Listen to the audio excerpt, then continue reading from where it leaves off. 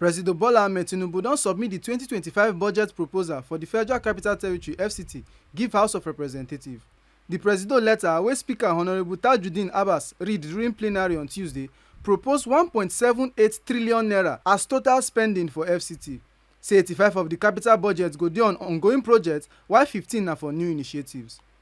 Dem say the main areas wey dem go focus on na healthcare, job creation, education, social welfare and agriculture.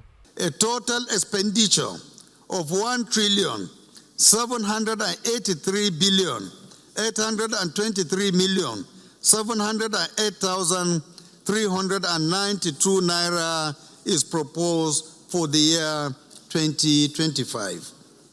As such, 85% of the capital expenditure is dedicated to the completion of ongoing projects, while 15% is for new capital projects, so as to sustain ongoing efforts at providing basic infrastructure and social amenities in the FCT. Meanwhile, the Speaker still raise alarm say forecast dey predict say serious flooding go hit over 30 states for the rainy season.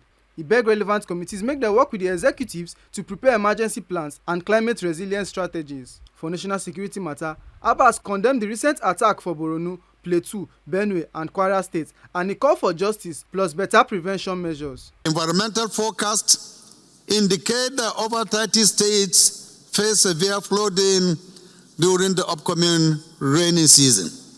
In anticipation, I call on all relevant committees of the House to work with the executive branch to review the country's emergency preparedness, propose mitigation strategies, and provide oversight over legislative frameworks on disaster risk management and climate resilience. Make una no forget say, as we see am, na so we dey talk am. We no dey take blame. Oyifemi Onosimwa, TMC News.